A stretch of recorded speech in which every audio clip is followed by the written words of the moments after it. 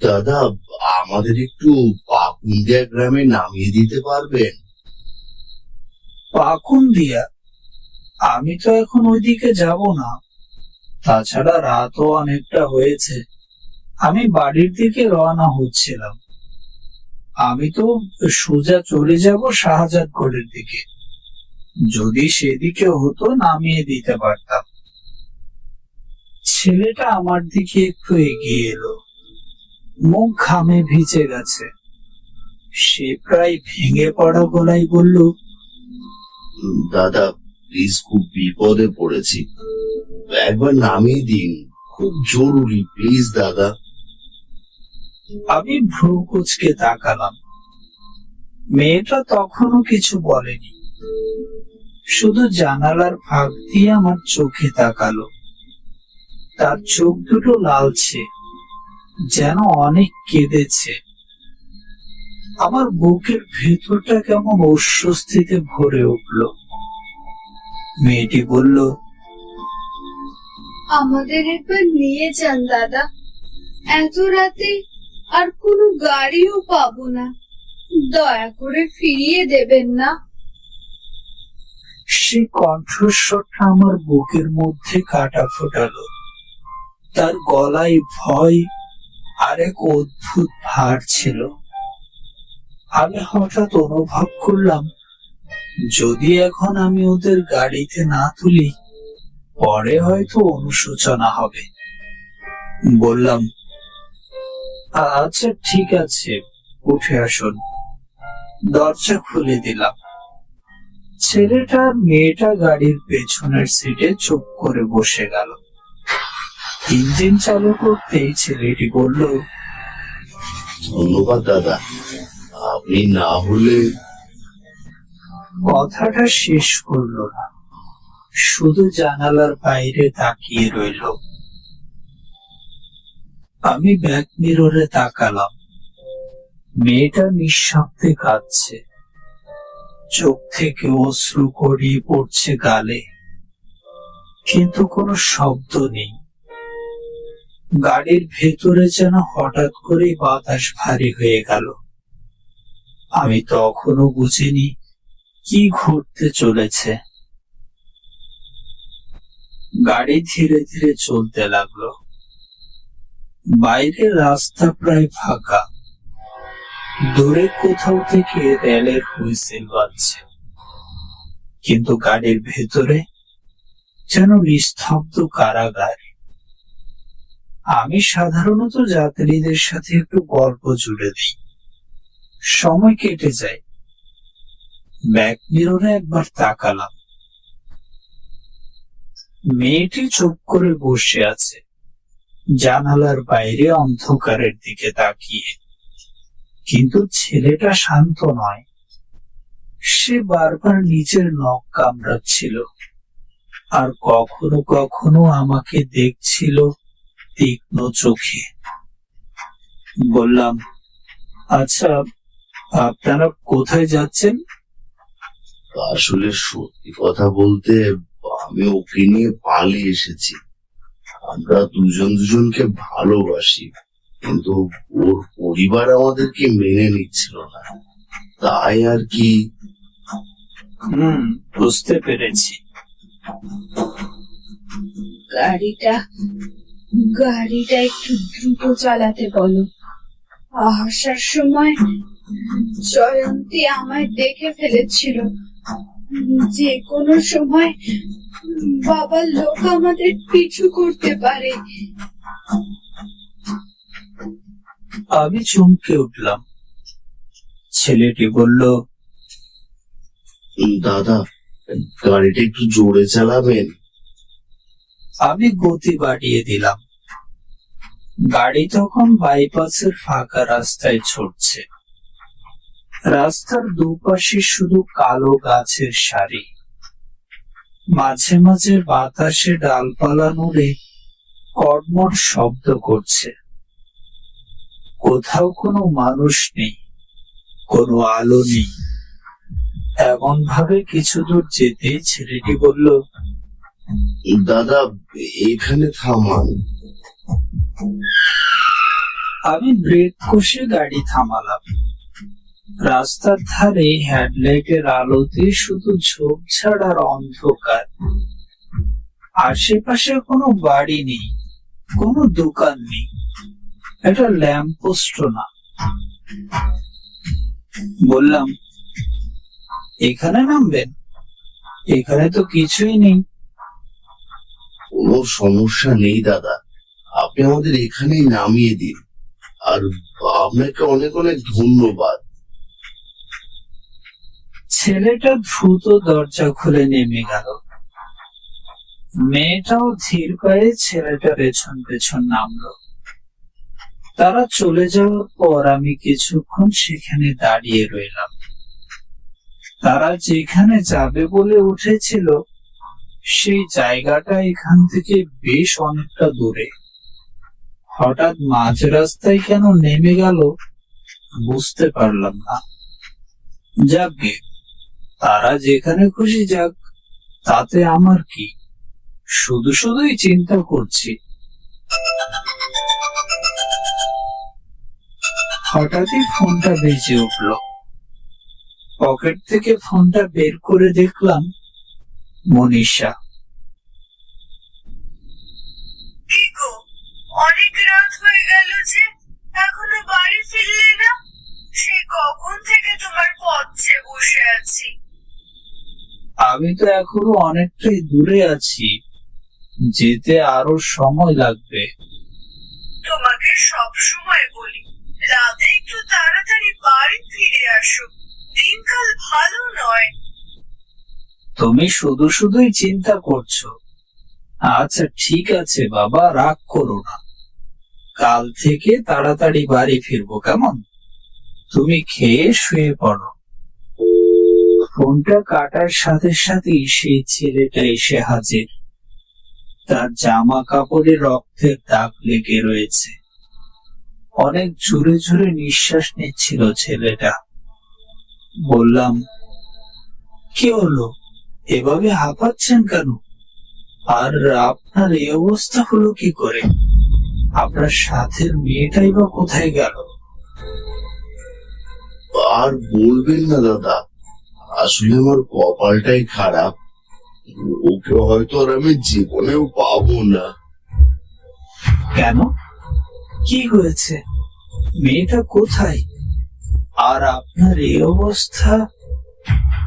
আমরা যখন গাড়ি থেকে নেমে একটু এগিয়ে গেলাম, তখন ওর বাবার দলবল আমাকে মেরে ওকে আমার কাছ থেকে ছিনিয়ে নিয়ে গেছে। না ভাই, এমনিতে অনেক দেরি হয়ে গেছে, আমায় বাড়ি ফিরতে হবে। আর এই অবস্থায় আপনাকে গাড়িতে তুললে যে কোনো সময় বিপদ হতে পারে। ছেলেটা তড়িঘড়ি করে গাড়িতে উঠে বসলো। বললাম, আজব লোক তো মশাই আপনি। আপনাকে তো বললামই আমি আপনাকে নিয়ে যেতে পারবো না। না দাদা, প্লিজ আমাকে ওই বাড়ি পর্যন্ত নিয়ে চলুন প্লিজ। ওকে বাঁচাতে হবে, আমি না গেলেও শেষ হয়ে যাবে। আমি ভ্রু কুঁচকে বললাম, শুনুন, আমি কোনো বিপদে পড়তে চাই না। রাত গভীর, আপনার জামা কাপড়ে রক্তের দাগ, এভাবে যদি কেউ দেখে আমি বিপদে পড়ব। দাদা, আমি আপনার কাছে হাত জোর করছি। আমার প্রেমিকাকে ওরা জোর করে অন্যের সাথে বিয়ে দিয়ে দিচ্ছে। আমি লড়াই করতে গিয়ে এই অবস্থা হয়েছি। ও আমার জন্য অপেক্ষা করছে। আমাকে ওর কাছে পৌঁছতে হবে।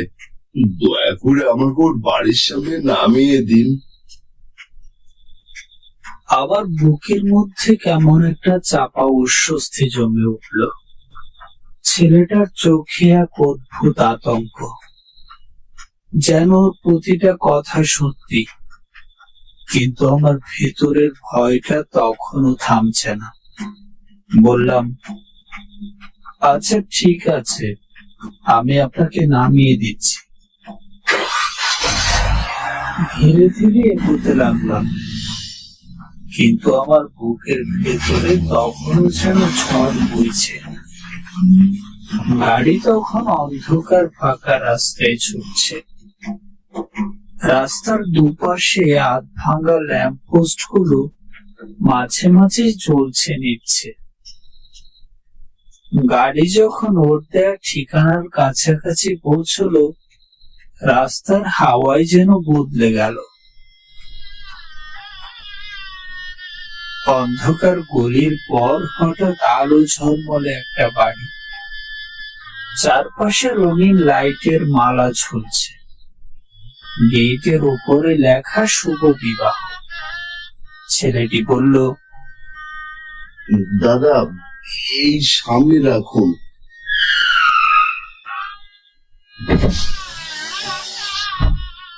ছেলেটা পেছনের সিট থেকে ঝুঁকে জানালার বাইরে তাকালো। তার ঠোঁট কাঁপছে, চোখ ছলছল করছে। বলল, আচ্ছা দাদা, আপনি গাড়িতে একটু অপেক্ষা করুন, আমি ওকে নিয়ে আসছি। সে ধীরে ধীরে দরজা খুলে নামলো। তার গায়ে আলো পড়তে আমি স্পষ্ট দেখলাম ওর জামায় রক্তের ছোপ, মুখের এক পাশে নীলচে ফুলে গেছে। সে বাড়ির ভেতরে ঢুকে গেল। আমার বুকটা কেঁপে উঠল। আমি বুঝলাম না এত লোকজনের মাঝেও কেন কেউ ওকে দেখে চমকালো না, কেন ওর ক্ষত বিক্ষত শরীর কারো নজরে এলো না, যেন কেউ ওকে দেখছেই না।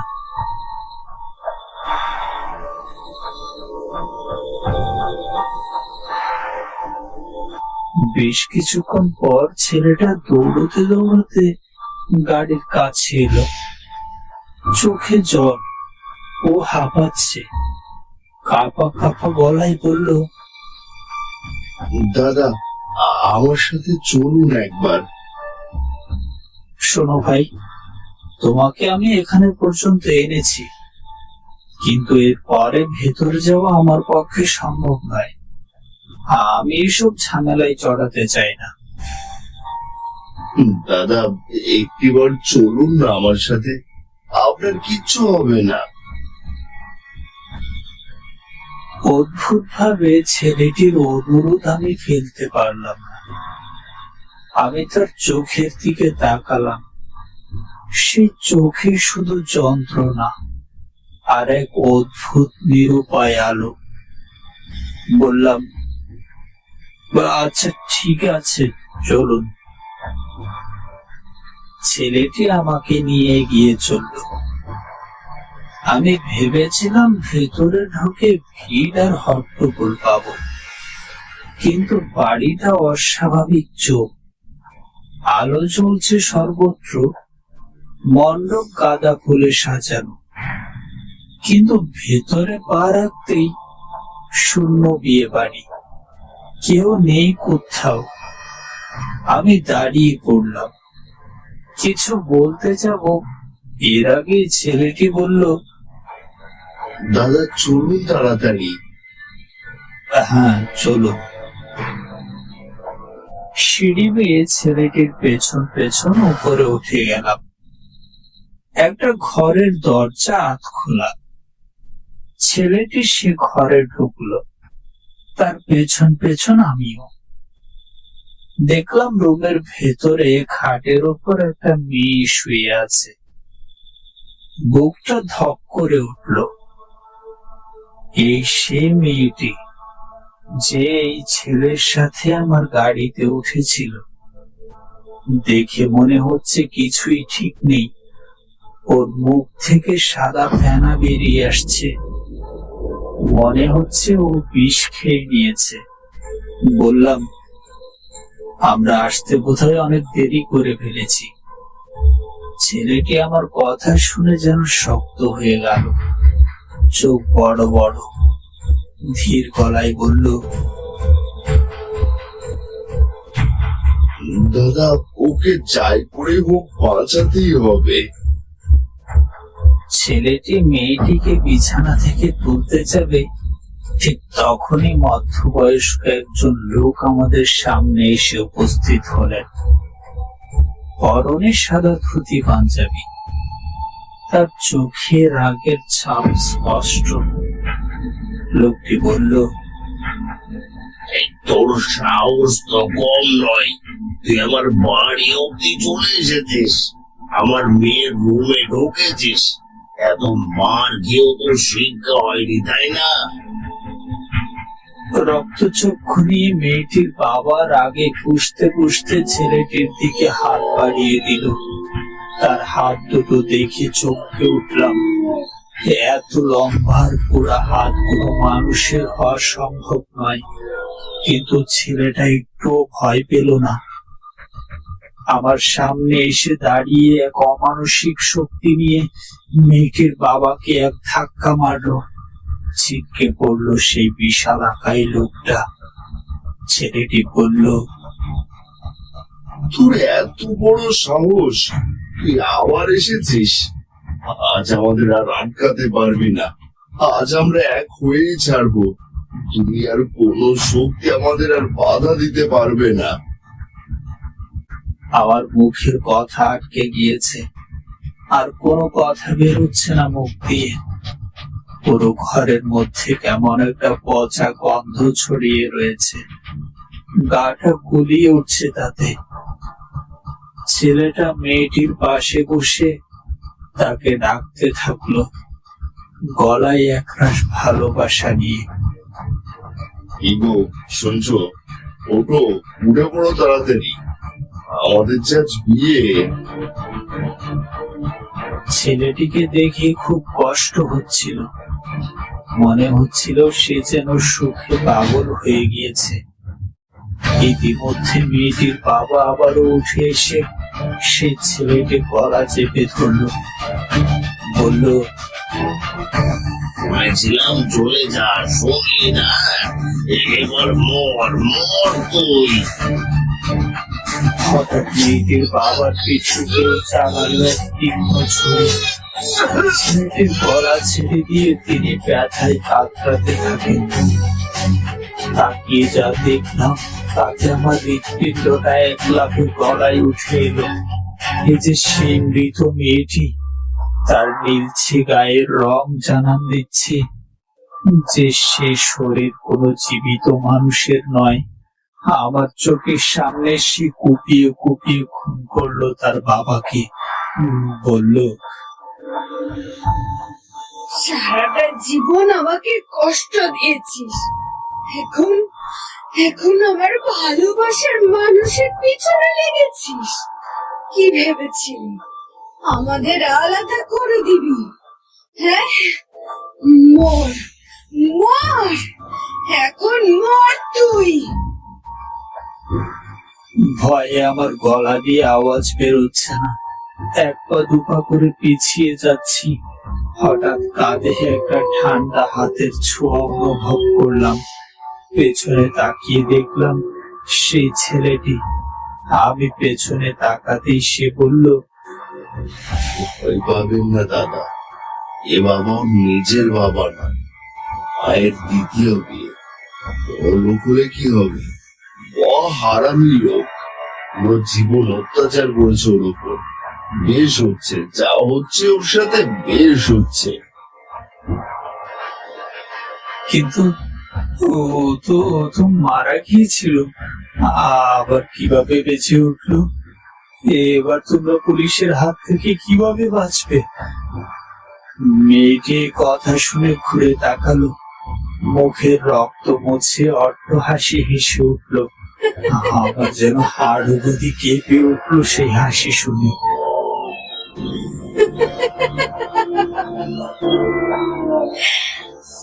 বাঁচবো? আমরা তো আর বাঁচবো না দাদা, আমরা আর বেঁচে নেই। আজ থেকে কিছু বছর আগে আমার বিয়ের দিন ও আসছিল আমাকে নিয়ে যেতে। সেই সময় আমার বাবার লোকেরা ওকে খুন করে। সেটা জানতে পেরে প্রথমে আমি ওর মৃত্যুর প্রতিশোধ নিই বাবাকে খুন করে, তারপর নিজে বিষ খাই। দাদা, আমরা দুজনেই আজ মৃত, বাঁচার সুযোগ পেলাম না। আমাদের ভালোবাসা শেষ হয়ে গেল রক্ত আর কান্নার মধ্যে। অন্তত মৃত্যুর পরে আমরা একসাথে থাকতে চাই। আবার ঠোঁট শুকিয়ে যাচ্ছিল, পা যেন মাটি থেকে নড়ছিল না। বললাম, তোমরা আমার কাছে কি চাও? আমাদের একটা বিয়ে দিয়ে দাও দাদা, অন্তত আত্মার মতো করে, যেন আমরা দুজন আত্মা একসাথে বাঁধা থাকে। আমার মাথা ঘোরাচ্ছে, এক পা পিছিয়ে গেলাম। কপাল থেকে ঠান্ডা ঘাম ঝরে পড়লো। বললাম, না না, আমি এসব জানি না, আমি এসব করতে পারবো না। আমি কাউকে কিচ্ছুটি বলবো না, দয়া করে আমায় ছেড়ে দাও। কিন্তু ছেলেটা আমার সামনে এসে দাঁড়ালো। তার চোখে আগুন আর অনুনয় দুই মিশে রয়েছে। বলল, দাদা, তুমি না করলে আর কেউ করবে না। আমরা শান্তি পাবো না, আমরা রক্ত আর অভিশাপের মধ্যে আটকে থাকবো চিরকাল। সেদিন আমি প্রথম বুঝলাম, ভূতের ভয় শুধু চিৎকার বা হঠাৎ আবির্ভাব নয়। ভয়ের সবচেয়ে বড় রূপ তখনই হয় যখন মৃতরা তোমার কাছে এসে অনুরোধ করে, যখন তারা তোমার চোখের সামনে দাঁড়িয়ে বলে, আমাদের অসমাপ্ত কাজটা সমাপ্ত করে দাও। আমার বুক ছটফট করছিল।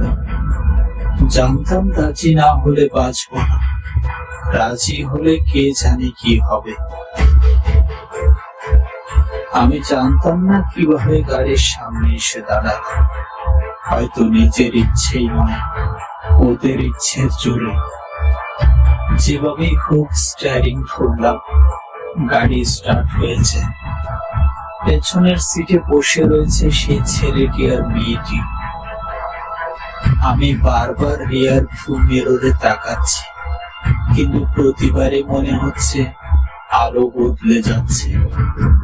কখনো ওরা বসে আছে স্বাভাবিকভাবে, কখনো আবার মুখগুলো ফ্যাকাশে, চোখের গর্ত অন্ধকারে ডুবে আছে। চারপাশ নিস্তব্ধ। হঠাৎ হঠাৎ বাতাসে ভেসে আসছে শিশের শব্দ। বাইরে রাস্তার ল্যাম্পপোস্ট গুলো একের পর এক নিভে যাচ্ছে, যেন কেউ ইচ্ছে করে অন্ধকার ঘন করছে। আমার হাত ঘামে ভিজে গেছে, গলা শুকিয়ে কাঠ। ধীরে ধীরে বললাম, তোমরা কোথায় যেতে চাইছো? একটা জায়গা আছে দাদা, যেখানে কেউ আমাদের আটকাতে পারবে না, যেখানে আত্মারাও শান্তি পায়। তুমি শুধু গাড়ি চালিয়ে চলো। আমার খুব বাথরুম চেপেছে, আমি 5 মিনিটে আসছি। গাড়িটা থামাতেই ভিতরে ঠান্ডা হাওয়া বইতে লাগলো। জানালার কাঁচ ঝাপসা হয়ে গেল, আর রিয়ার ভিউ মিররে আমি দেখলাম ছেলেটার চোখ পুরো লালচে, যেন রক্তের ভেতরে ডুবে আছে। বলল, দাদা, যদি তুমি ফিরে না আসো, তুমি তোমার গাড়িটা এক মুহূর্তে এই অন্ধকারে হারিয়ে যাবে। তোমার নাম চিহ্ন থাকবে না। আমার শরীর অবশ হয়ে গেল। আমি ঠোঁট কামড়ে গাড়ি থেকে নামলাম। চারপাশের অন্ধকার যেন রাস্তা গিলে নিচ্ছে। রাস্তা প্রায় শূন্য, একদিকে কুয়াশা, অন্যদিকে অন্ধকার। হঠাৎ রাস্তায় দূরে দেখলাম একটা আলো। একটা রিক্সা যাচ্ছে ধীরে ধীরে। সে এক টুকরো আলোই তখন আমার কাছে যেন মুক্তি মনে হলো। রিক্সার সামনে ছোট্ট একটা আলো ঝুলিয়ে চলছে ক্যাচ ক্যাচ শব্দে। আমি সুযোগ বুঝে সেদিকে দৌড়তে লাগলাম, পেছনে না তাকিয়ে। আমি শুধু জানতাম এখন এখান থেকে পালাতে হবে, না হলে আমি আজ আর বাঁচবো না। আমি মরিয়া হয়ে হাত নেড়ে চিৎকার করতে থাকলাম, এই যে রিক্সা, একটু দাঁড়াও ভাই, আমায় নিয়ে যাও। রিক্সাওয়ালা ধীরে ধীরে মাথা ঘুরিয়ে তাকালো। তার মুখ ঘুমটার মতো ছায়ায় ঢাকা, কিছুই বোঝা গেল না। কিন্তু রিক্সা থেমে গেল। আমি হুড়মুড় করে উঠে বসলাম সিটে। শরীর ভিজে গেছে ঘামে। চলো ভাই, যত দ্রুত সম্ভব এখান থেকে নিয়ে চলো আমায়। রিক্সার চাকা আবারও ঘুরতে শুরু করলো, ধীরে ধীরে ফু ফু শব্দ তুলতে তুলতে। আমি পেছনে তাকালাম। গাড়িটা ধীরে ধীরে ছোট হতে হতে মিলিয়ে গেল। এক স্বস্তির নিঃশ্বাস ফেলে রিক্সার সিটে গা লাগিয়ে দিলাম। তারপর থেকে আর কোনোদিনও রাত দুপুরে গাড়ি নিয়ে বের হইনি।